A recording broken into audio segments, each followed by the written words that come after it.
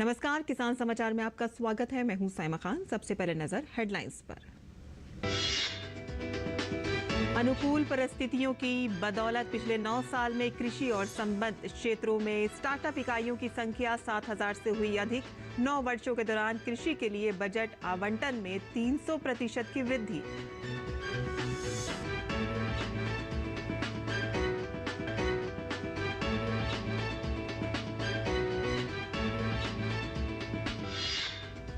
राजस्थान में शुरू हुआ सघन गुण नियंत्रण अभियान। किसानों को गुणवत्ता युक्त खाद बीज उपलब्ध कराना है उद्देश्य। निरीक्षण के दौरान आदान विक्रेताओं के यहां किसी भी प्रकार की अनियमितता पाए जाने पर होगी ठोस कार्रवाई।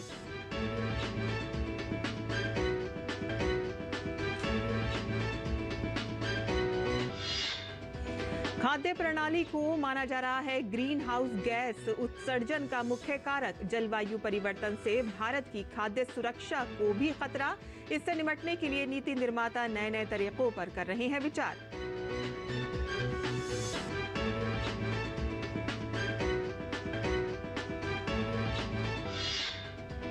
और दिल्ली समेत उत्तर पश्चिम भारत में फिर भीषण गर्मी के आसार। अगले 3 दिन शुष्क मौसम के कारण 3 से 4 डिग्री बढ़ सकता है अधिकतम तापमान। वहीं केरल के 9 जिलों में बारिश को लेकर येलो अलर्ट।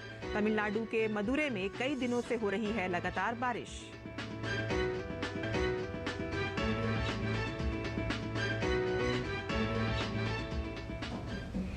और अब समाचार विस्तार से। कारोबार के अनुकूल माहौल और सरकार के समर्थन की बदौलत पिछले 9 साल में कृषि और संबद्ध क्षेत्रों में स्टार्टअप इकाइयों की संख्या 7,000 से अधिक हो गई है। Federation of all India farmer association द्वारा जारी भारत के कृषि परिवर्तन शीर्षक वाली रिपोर्ट के मुताबिक वर्ष 2014-15 से पहले कृषि और संबद्ध क्षेत्रों में 50 से भी कम स्टार्टअप थे। वर्ष 2018-19 के दौरान देश भर में स्टार्टअप के इंक्यूबेशन और इस कार्यक्रम के कार्यान्वयन के लिए विभाग द्वारा 5 नॉलेज पार्टनर्स और 24 RKVY ग्रीन बिजनेस इंक्यूबेटर्स नियुक्त किए गए हैं। रिपोर्ट में कहा गया है कि बीते 9 वर्षों के दौरान कृषि के लिए बजट आवंटन में 300% की बढ़ोतरी हुई है और ये 30,000 करोड़ रुपए से बढ़कर 1.3 लाख करोड़ रुपए हो गया है। रिपोर्ट में सरकार के 1 दशक लंबे प्रयासों की सराहना की गई है, जिसमें व्यापक दृष्टिकोण को स्वीकार किया गया है, जिसका फल मिला है। और इसमें कहा गया है कि किसानों की आय, कृषि बीमा योजनाओं और विस्तारित सिंचाई कवरेज का समर्थन करने वाली पहल से लेकर जैविक खेती को बढ़ावा देने, महिला किसानों को सशक्त बनाने, बुनियादी ढांचे को मजबूत करने और सेवाओं को डिजिटल बनाने तक सरकार ने किसानों के हित में एक समग्र रणनीति अपनाई है।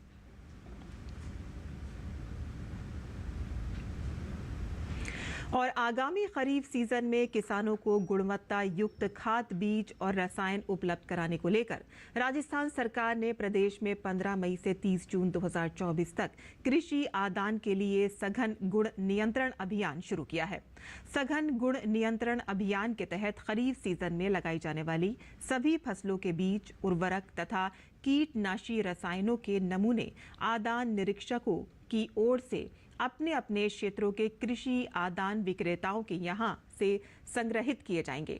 आदान निरीक्षकों के निरीक्षण के दौरान आदान विक्रेताओं के यहां किसी भी प्रकार की अनियमितता पाए जाने पर सुसंगत अधिनियमों, नियंत्रण आदेशों द्वारा प्रदत्त प्रावधानों के तहत बिक्री पर रोक, जब्ती, लाइसेंस निलंबन तथा लाइसेंस निरस्तीकरण जैसी ठोस कार्रवाई की जाएगी। आपको बता दें कि किसी भी विक्रेता की ओर से अवधिव्यापार, क्षतिग्रस्त एवं अमानक बीज, उर्वरक व पौध संरक्षण रसायन विक्रय परिसर में रखना एवं बेचना दंडनीय अपराध है।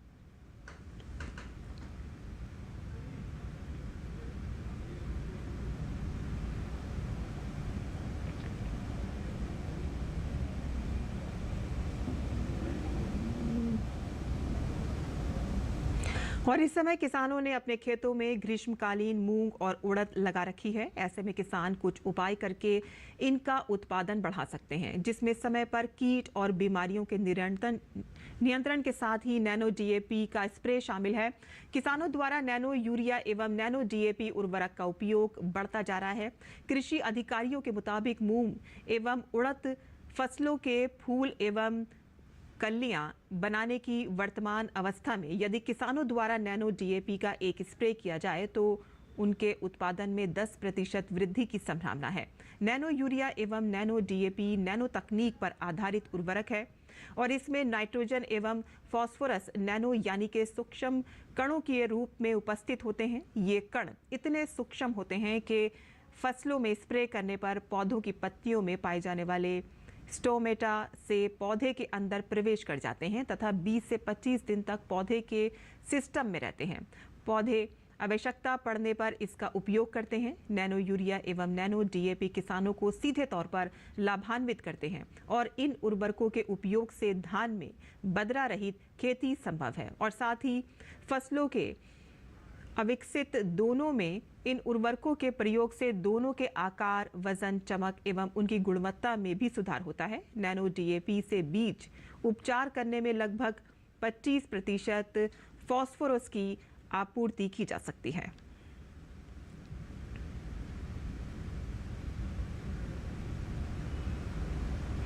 और जलवायु परिवर्तन और हमारी मौजूदा खाद्य प्रणालियां आंतरिक रूप से जुड़ी हुई हैं। ग्रीन हाउस गैस उत्सर्जन का मुख्य कारक खाद्य प्रणाली को माना जा रहा है। उपलब्ध आंकड़े बताते हैं कि भारत की खाद्य सुरक्षा भी जलवायु परिवर्तन से खतरे में है और इससे निपटने की खातिर नीति निर्माता हल खोजने के लिए नए नए तरीकों पर विचार कर रहे हैं। पेश है हमारी ये रिपोर्ट।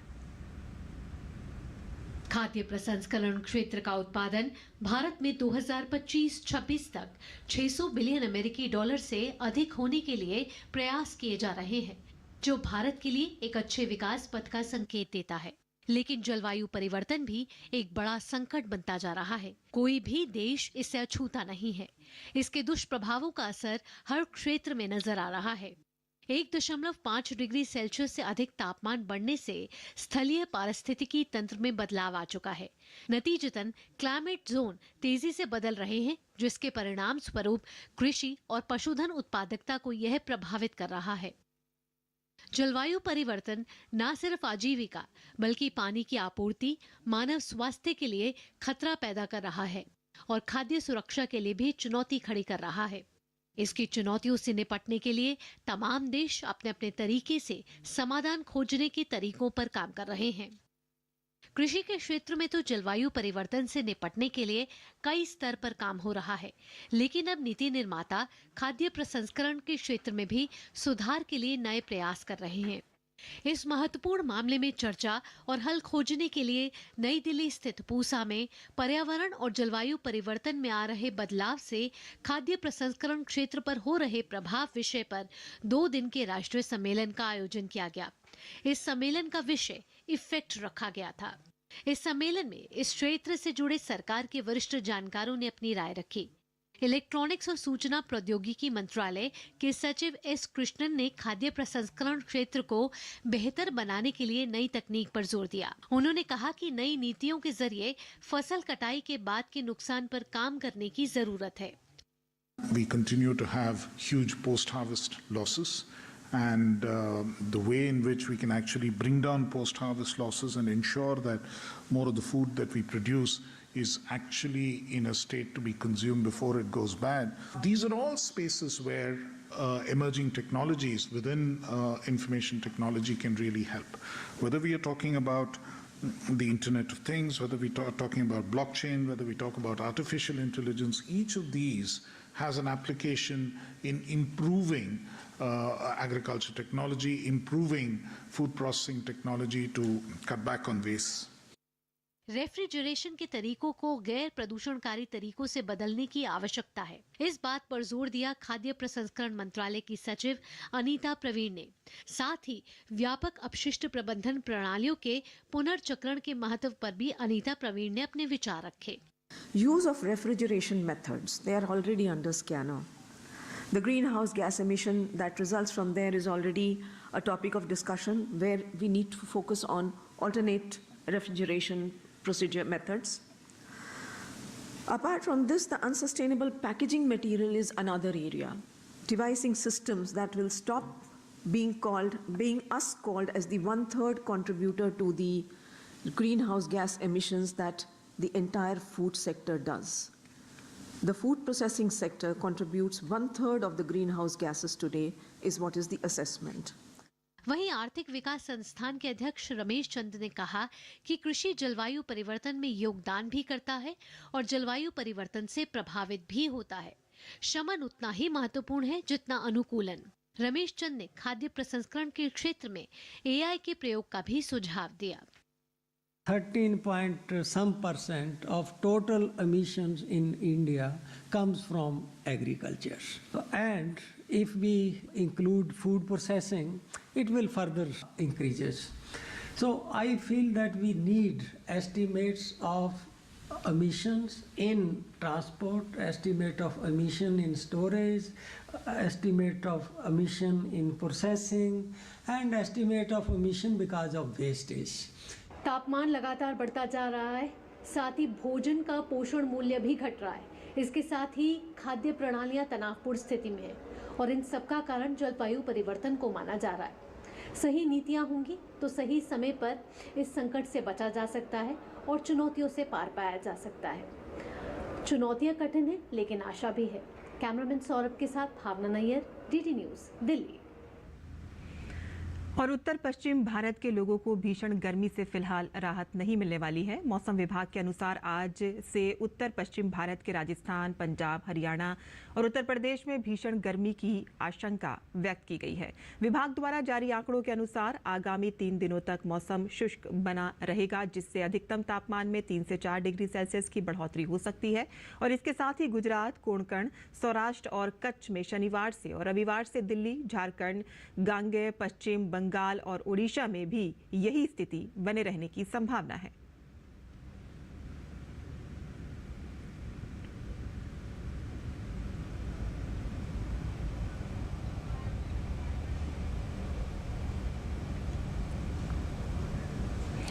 मौसम विभाग ने उत्तर पश्चिमी भारत में हीट वेव की शुरुआत की बात कही है। राजधानी दिल्ली में 16 मई से तापमान बढ़ने का अनुमान जताया जा रहा है और एक हफ्ते में मानसून का अनुमान जताया जा रहा है। भारत मौसम विज्ञान विभाग के वरिष्ठ वैज्ञानिक डॉक्टर नरेश कुमार से खास बातचीत की हमारे सहयोगी पराक्रम सिंह शेखावत ने। भारत में मानसून का बेसब्री से इंतजार होता है और ये भी कहा जाता है कि जितनी ज्यादा गर्मी होगी मानसून उतना ज्यादा बेहतर होगा। कब एक्सपेक्टेड है? इस पिक्चर्स के हिसाब से देखेंगे तो देखिए यहाँ पूरा साउथ इंडिया में क्लाउड फॉर्मेशन हुआ पड़ा है। वहाँ पे क्या है, कंटिन्यूस रेनफॉल एक्टिविटी हो रही है। उसका रीजन क्या है कि जहाँ ट्रफिंग है, सर्कुलेशन पैटर्न बने हुए हैं, नीचे तमिलनाडु के नीचे एक सर्कुलेशन है, उसके कारण जो हमारे पूरे रीजन में हमारा अनुमान जो है कि आने वाले 5 दिनों में specifically Tamil Nadu, Kerala, south interior Karnataka में हैवी रेनफॉल एक्टिविटी होती रहेगी। हैवी मीन 6.45 सेंटीमीटर से ज़्यादा रेनफॉल, वो हमारा अनुमान है, क्योंकि जहाँ कंडीशंस अभी फेवरेबल है, रेनफॉल एक्टिविटी चलती रहेगी। और वहीं पिछले कई दिनों से जारी भीषण गर्मी के बाद अब देश के कई हिस्सों में मौसम का मिजाज बदलने लगा है।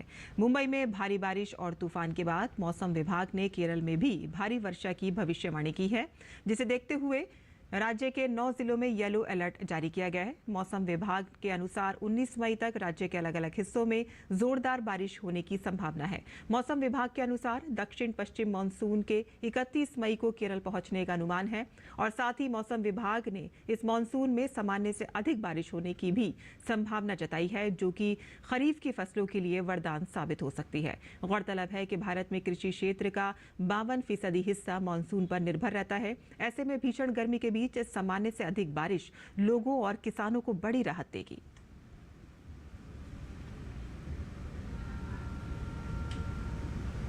वहीं तमिलनाडु के मदुरै में कई दिनों से लगातार बारिश हो रही है। बारिश के कारण शहर के कुछ इलाकों में बिजली कटौती हुई है। राजस्व प्रशासन और आपदा प्रबंधन ने तमिलनाडु के कई जिलों के कलेक्टरों को पहले ही भारी बारिश की चेतावनी जारी कर दी थी। बारिश की वजह से सड़कों पर पानी भर गया है और लोगों को दिक्कतों का सामना करना पड़ रहा है, जिसके बाद भारतीय मौसम विज्ञान विभाग ने अगले 4 दिनों में दक्षिणी तमिलनाडु में भारी बारिश की आशंका जताई है और कुछ जिलों में बहुत भारी बारिश की संभावना है, जिसमें विरुधुनगर, तेनकासी, तिरुनेलवेली, तूतीकोरन और कन्याकुमारी जिलों के लिए ऑरेंज अलर्ट जारी किया गया है।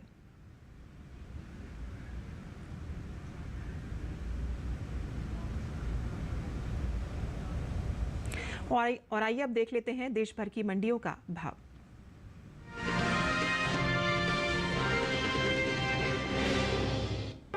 इस साल ज्वार की पैदावार में बढ़त का अनुमान जताया गया है।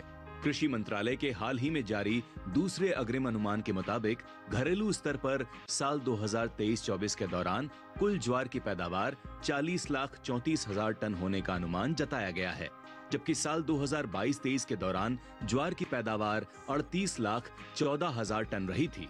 यानी इस साल कुल ज्वार की उपज बीते साल के मुकाबले 2,20,000 टन की बढ़ोतरी हो सकती है, जिसका असर कृषि उपज मंडियों के ज्वार के भाव पर पड़ सकता है। वहीं बात आवक की करें तो इन दिनों मंडियों में ज्वार की आवक सामान्य देखने को मिल रही है। बुधवार को ज्वार के सौदों में उतार चढ़ाव के साथ कारोबार हुआ। एगमार्क नेट के मुताबिक गुजरात की अमरेली मंडी में 14 मई को सफेद ज्वार का भाव रहा 3,275 रुपए। 15 मई को इसके भाव में 210 रुपए का उछाल आया और भाव जा पहुंचा 3,485 रुपए प्रति क्विंटल पर। हालांकि जंबूसर मंडी में बीते 2 दिनों के दौरान ज्वार के भाव स्थिर रहे। यहां 14 और 15 मई को ज्वार 3,500 रुपए पर बिका। इसी तरह कावी मंडी में 14 मई को ज्वार का भाव था 3,300 रुपए।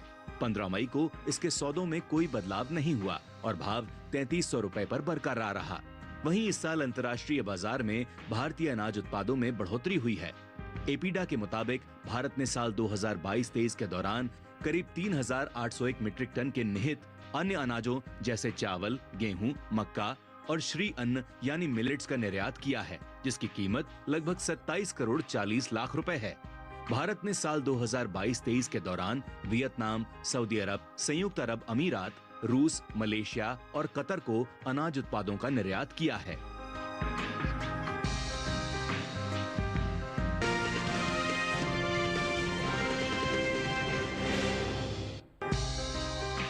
हाल ही में केंद्र सरकार ने प्याज के एक्सपोर्ट पर लगे बैन को हटा दिया है, जिसके मुताबिक प्याज का मिनिमम एक्सपोर्ट प्राइस $550 प्रति टन तय किया गया है। सरकार की ओर से उठाए इस फैसले से किसानों को प्याज का अच्छा मुनाफा मिल सकता है। भारत में सबसे ज्यादा प्याज की पैदावार महाराष्ट्र में होती है। यहाँ की लासल गांव मंडी में प्याज की आवक खासी देखने को मिलती है। इसके बाद मध्य प्रदेश, गुजरात, कर्नाटक और राजस्थान में प्याज की खेती बड़े स्तर पर की जाती है। फिलहाल मंडियों में प्याज की आवक सामान्य है। भाव की बात करें तो एगमार्क नेट के मुताबिक गुजरात की राजकोट मंडी में 14 मई को प्याज का भाव रहा 900 रुपए। 15 मई को इसके भाव में 200 रुपए की तेजी आई और भाव 1100 रुपए पर आ गया। हरियाणा की गुरुग्राम मंडी में बीते 2 दिनों के दौरान प्याज के भाव स्थिर रहे। यहाँ 14 और 15 मई को प्याज 1250 रुपए पर बिका। वहीं प्याज की उपज में अहम स्थान रखने वाले राज्य महाराष्ट्र की पुणे मंडी में इस दौरान प्याज के सौदों में बढ़त के साथ कारोबार हुआ। यहाँ 14 मई को प्याज का भाव था 1,500 रुपए। 15 मई को इसके सौदे 200 रुपए उछलकर 1,700 रुपए पर हुए। हालांकि दिल्ली की आजादपुर मंडी में बीते मंगलवार को प्याज का भाव था 1,531 रुपए। बुधवार को इसके भाव में कोई बदलाव देखने को नहीं मिला और भाव 1,531 रुपए बना रहा। जबकि राजस्थान की जोधपुर मंडी में 14 मई को प्याज का भाव रहा 1,200 रुपए। 15 मई को इसके भाव में 100 रुपए की गिरावट आई और भाव 1,100 रुपए पर आ गया। इस साल घरेलू स्तर पर प्याज की उपज में कमी देखने को मिल सकती है। कृषि मंत्रालय की ओर से बागवानी फसलों के लिए जारी पहले अग्रिम अनुमान के मुताबिक देश में प्याज की उपज बीते साल से 68 लाख टन कम होने की उम्मीद है। साल 2022-23 के दौरान प्याज की कुल उपज 31.01 मिलियन टन रहने का अनुमान जताया गया है, जबकि बीते साल की समान अवधि के दौरान प्याज की पैदावार 31.69 मिलियन टन रही थी। वहीं इसका असर कृषि उपज मंडियों में प्याज के बाजार भाव पर पड़ सकता है।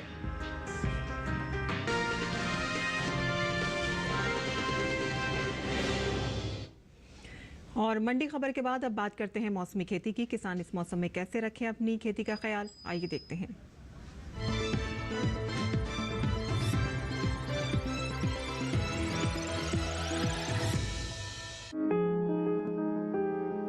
उत्तराखंड में गेहूं की कटाई करें, यहीं बाजरे की रोपाई कर सकते हैं। इस समय जौ की भी रोपाई करें। किसान टमाटर के खेत से जल निकासी का उचित प्रबंध कर लें।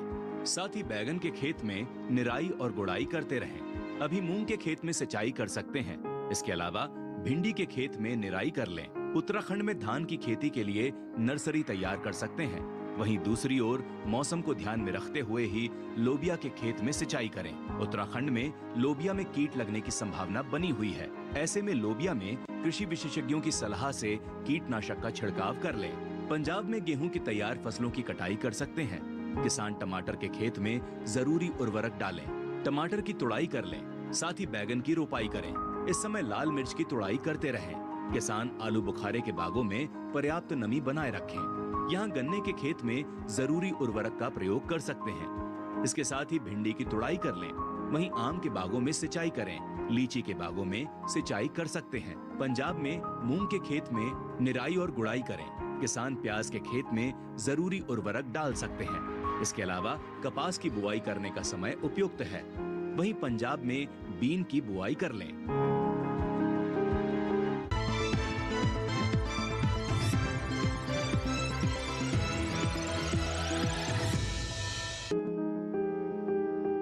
ये समय बैंगन की रुपाई के लिए अनुकूल है। बैंगन की रुपाई करने से पहले खेतों को अच्छी तरह तैयार कर ले।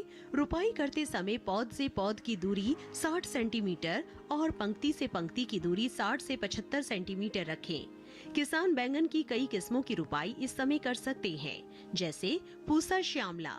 बैंगन की ये किस्म लंबे आकार की होती है। इस किस्म की बुआई पंजाब, उत्तर प्रदेश, बिहार और झारखंड में कर सकते हैं। इस किस्म की 1 हेक्टेयर में 390 क्विंटल पैदावार ले सकते हैं। इसकी शाखाएं सीधी होती है और पौधा कांटा रहित होता है। पूसा पर्पल क्लस्टर की रुपाई भी की जा सकती है। ये किस्म उत्तरी भारत के मैदानी और पर्वतीय इलाकों के लिए अच्छी होती है। 1 हेक्टेयर में 200 क्विंटल पैदावार ली जा सकती है। इसकी लंबाई 10 से 12 सेंटीमीटर होती है। इसका रंग गहरा बैंगनी होता है। इसके अलावा पूसा अंकुर की रुपाई की जा सकती है। इस किस्म का आकार गोल होता है। पूसा अंकुर राजस्थान, गुजरात, हरियाणा, दिल्ली, मध्य प्रदेश और महाराष्ट्र में लगाने के लिए काफी अच्छी है। 1 हेक्टेयर में 350 क्विंटल फसल ली जा सकती है। पूसा उत्तम भी लगा सकते हैं। इसका आकार भी गोल होता है। बैंगन की इस किस्म की रुपाई पंजाब, उत्तर प्रदेश, बिहार और दिल्ली में की जा सकती है। रुपाई के तुरंत बाद पहली सिंचाई करें। बैंगन की फसल में तना और फल भेदक कीटों के हमले का खतरा बना रहता है। इससे बचाव के लिए किसान विशेषज्ञों की सलाह पर उचित दवाओं का छिड़काव करें।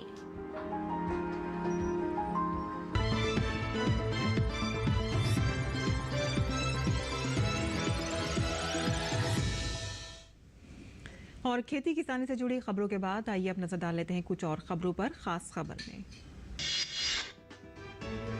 प्रधानमंत्री नरेंद्र मोदी ने उत्तर प्रदेश के लालगंज में विशाल जनसभा को संबोधित किया। पीएम ने कहा कि मैं पहली बार देख रहा हूं कि दुनिया के अखबारों में पहले पेज पर भारत के लोकतंत्र के उत्सव की खबरें छाई हुई हैं। पीएम ने उत्तर प्रदेश के लालगंज में विशाल जनसभा की और कहा कि दुनिया देख रही है कि जनता जनार्दन का आशीर्वाद भाजपा एनडीए के साथ है। भाजपा के राष्ट्रीय अध्यक्ष जेपी नड्डा ने ओडिशा के भुवनेश्वर में रोड शो किया। इस दौरान बड़ी संख्या में लोगों ने रोड शो में भाग लिया। जेपी नड्डा ने भुवनेश्वर रोड शो में कहा कि कांग्रेस धीरे धीरे अपने पथ से हटते हुए नीचे की ओर जा रही है, धरातल की ओर जा रही है। उत्तर प्रदेश के मुख्यमंत्री योगी आदित्यनाथ ने आजमगढ़ में जनसभा को संबोधित किया। उन्होंने कहा कि 4 जून का इंतजार किए बिना पूरे देश से एक आवाज आ रही है कि अब की बार मोदी सरकार। दिल्ली के मुख्यमंत्री अरविंद केजरीवाल और समाजवादी पार्टी प्रमुख अखिलेश यादव ने लखनऊ में संयुक्त प्रेस कॉन्फ्रेंस की। इस दौरान केजरीवाल ने कहा कि मैं आज लखनऊ में उत्तर प्रदेश के मतदाताओं से इंडिया गठबंधन को वोट देने की अपील करने आया हूं। प्रेस कॉन्फ्रेंस के दौरान केजरीवाल ने राज्यसभा सांसद स्वाति मालीवाल से जुड़े विवाद के सवाल पर चुप्पी साध ली और सपा प्रमुख अखिलेश यादव ने ये कहते हुए सवाल को टाल दिया कि स्वाति मालीवाल के मुद्दे के अलावा और जरूरी मुद्दे हैं। समाजवादी पार्टी प्रमुख अखिलेश यादव ने प्रेस कॉन्फ्रेंस में कहा कि 140 करोड़ की जनता इस बार भाजपा को 140 सीटों के लिए भी तरसा देगी। दिल्ली में एक चुनावी सभा के दौरान मध्य प्रदेश के पूर्व मुख्यमंत्री शिवराज सिंह चौहान ने कहा कि कोई ऐसा सगा नहीं जिसको अरविंद केजरीवाल ने ठगा नहीं। उन्होंने सबसे पहले अन्ना हजारे साहब को ही ठगा और उसके बाद दिल्ली की जनता को ठगा। जम्मू कश्मीर में मतदान प्रतिशत पर भाजपा के राष्ट्रीय महासचिव तरुण चुग ने कहा कि जब से धारा 370 की बेड़ियां टूटी हैं, कश्मीर सेंट्रल के लोगों ने पीएम नरेंद्र मोदी के विश्वास और विकास के एजेंडे पर मोहर लगाई है। दिल्ली भाजपा अध्यक्ष वीरेंद्र सचदेवा ने केशवपुरम के हथौड़ा राम पार्क में चुनाव प्रचार किया। सचदेवा ने कहा कि भाजपा के सभी कार्यकर्ता सुबह पार्कों में जाकर जनता से भाजपा के लिए समर्थन की अपील कर रहे हैं। नागरिकता संशोधन नियम 2024 की अधिसूचना के बाद नागरिकता प्रमाण पत्रों का पहला सेट जारी किया गया है। केंद्रीय गृह सचिव अजय कुमार भल्ला ने नई दिल्ली में 14 आवेदकों का नागरिकता प्रमाण पत्र सौंपे। तो किसान समाचार में आज के लिए बस इतना ही। अनुमति दें। नमस्कार।